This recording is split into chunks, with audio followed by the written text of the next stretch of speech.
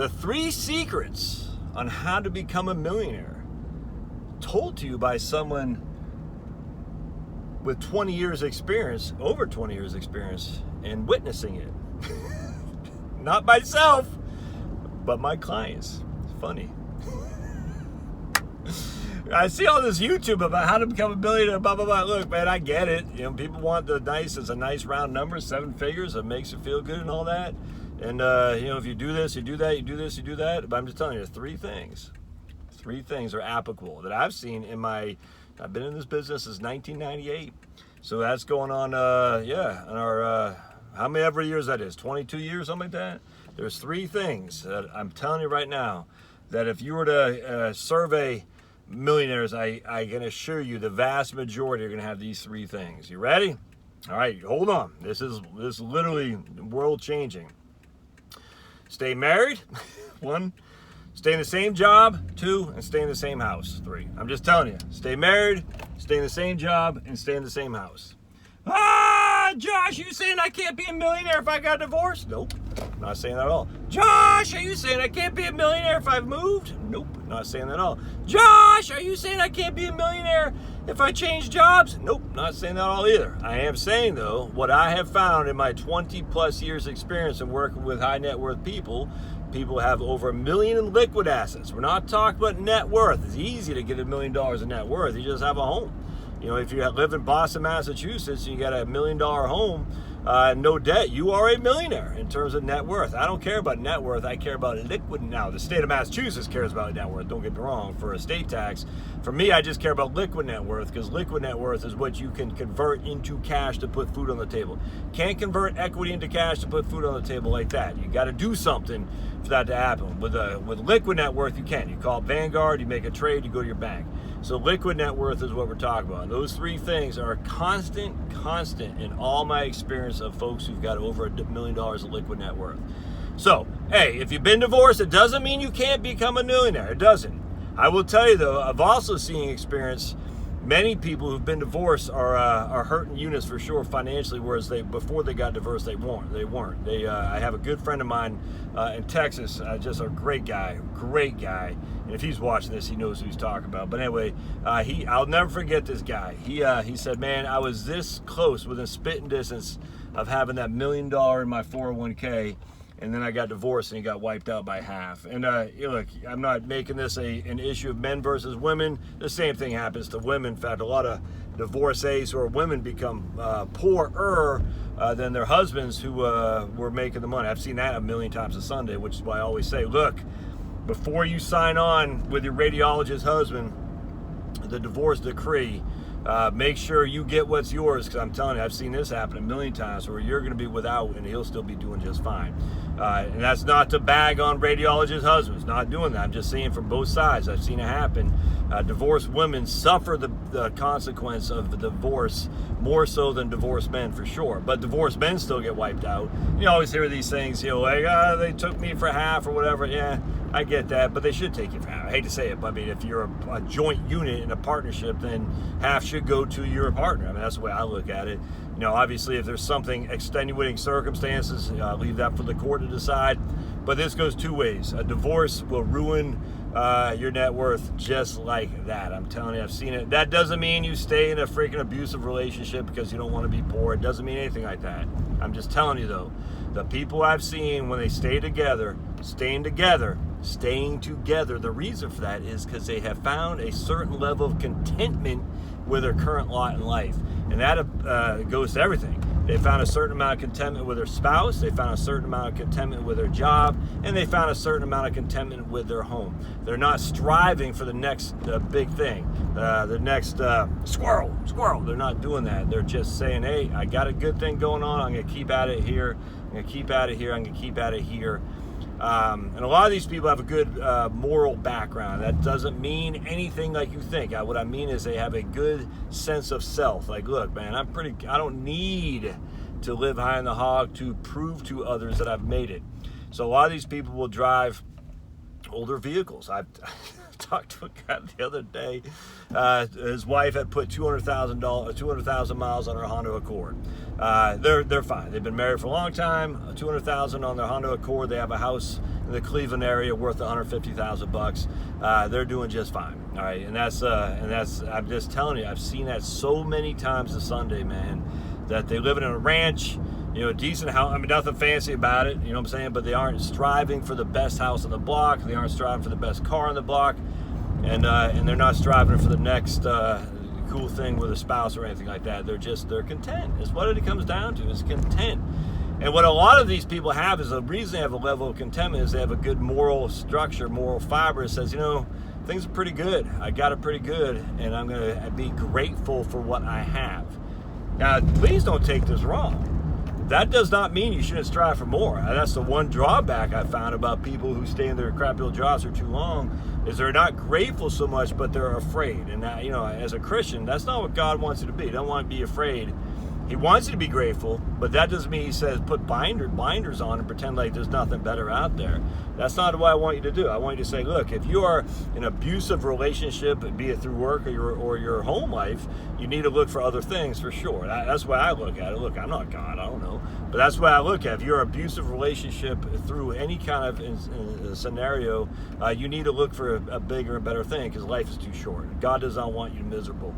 And if that means your crappy old job is leading you onto the path of $1 million of liquid net worth, but you're literally killing yourself with diabetes, with overweight, sitting in traffic 2 hours a day, forget that $1 million thing. Who cares? I mean, literally, who cares? You won't be around to enjoy it. And by the time you do enjoy it, you might have diabetes, you might have to amputate a leg or something like that. That's not, who cares? Who cares? Who cares?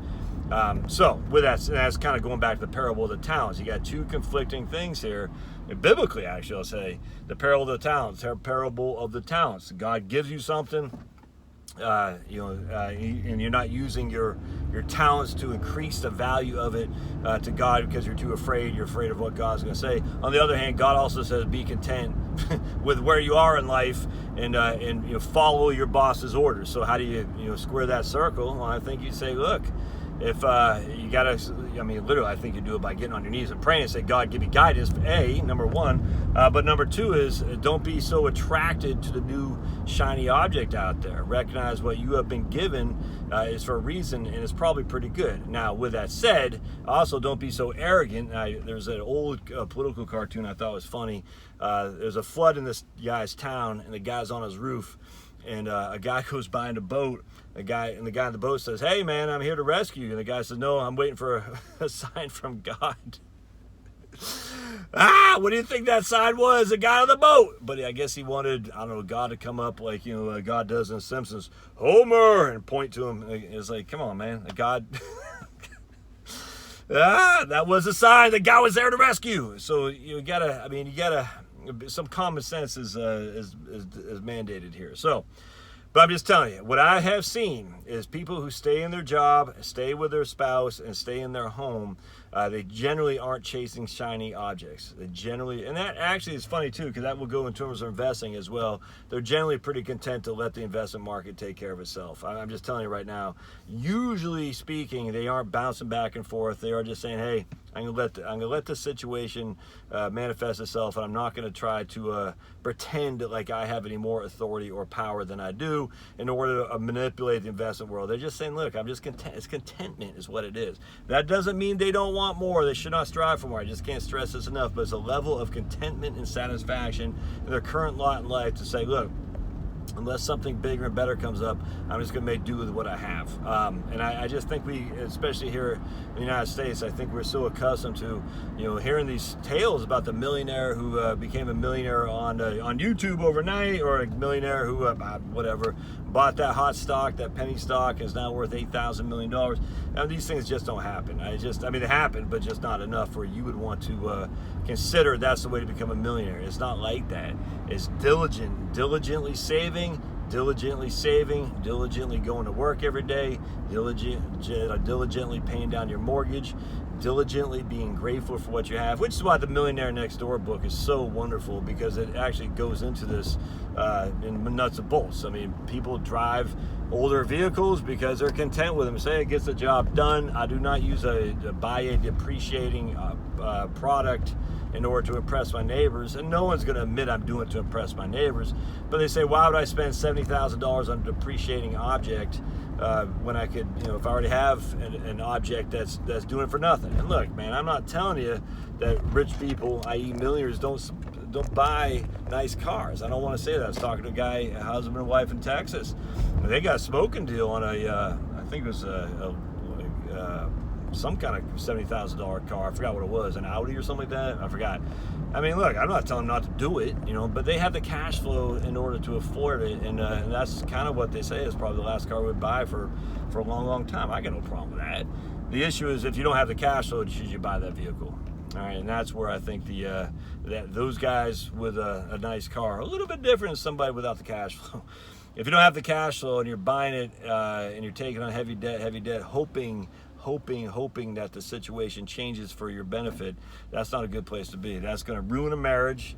That's going to which will ruin your finances. And of course, you're already so heavy in debt anyway. Your finances are probably stretched thin as it is. And that stuff goes hand in hand, man. When you're stretched out that thin, you're not in a good place mentally. And if you're not in a good place mentally or emotionally, you're going to have a hard time keeping relationships. You'll have a hard time keeping your job. You're going to be frustrated. And a frustrated person is not going to be a millionaire. It's just not. A frustrated person is going to have a hard time, making ends meet, and is going to have a hard time not chasing the shiny objects. And that's the drawback about, I think, some of these get-rich-quick schemes that we see all over the place, is that it's preying on your lack of self-worth in terms of your current lot in life. If you only do this, you will have that, and thus happiness. And that's why Jesus talks about money more than he talks about anything else, because he knows. He knows. A lot of people say, I value this. If I only had that, I would be happy. So you're putting your happiness in a relationship, in your spouse, in your girlfriend, in a car, in a home, and then you get it. You're like, this isn't really what made me happy. No, because the only one that can make you happy is you, man. You. Don't put that burden on somebody else. It's not fair to them. It's certainly not fair to an inanimate object that has depreciating value, i.e. a car, to make you happy. You got to look inside yourself. And so that's, again, going to contentment. If you're not content, there's nothing else in the world that's going to make you content, because you are inherently not content, inherently. Anyway, so those are the three things. I'll repeat them again. Stay married, stay in your job, and stay in your house. If you can do those three things, I will assure you, you're going to be a whole lot better off than someone who doesn't follow those three things. In fact, I would be willing to bet, if we did a survey on the millionaires out there, the vast majority have the same spouses, are driving the same cars, and they're in the same house for many, many years. I can almost assure you that. So that's how you become a millionaire, from seeing it from me, your old buddy Josh, with decades of experience of seeing this. Now, I have not stayed in the same house. I have not stayed in the same job. I have stayed with the same spouse, though. And so because of that, I would say, 15, 20 years or so. Now, I've also raised 4 kids on one income. I've just never been one of those guys that say, hey, man, I need $1 million. Now, I would be there if I would have stayed at USA. Hell, I'd probably be there in a couple of years, simply because I was making big money. And they had a good 401k plan. But that's not what I wanted to do. And so I did not stay in the same house. I did not stay in the same job. I did stay with the same spouse, right? But because of that, I did sacrifice my potential to be a millionaire now. But I would highly suspect that by the time I'm 65, 18, 20 years from now, I'll have $1 million in a liquid net worth. But what to do? And that's another thing too, finally, is that if you look at these guys and ladies with $1 million liquid net worth, very few are 42, very few are 38. The vast majority are 63, 70 years old, because again, it takes time. It takes time to build that kind of asset base. All right, I hope this helps. 3 things: spouse, house, job. Stay with them all, and I can almost assure you, you'll be sitting financially pretty relative to your peers who don't follow those 3 things. All right, thanks.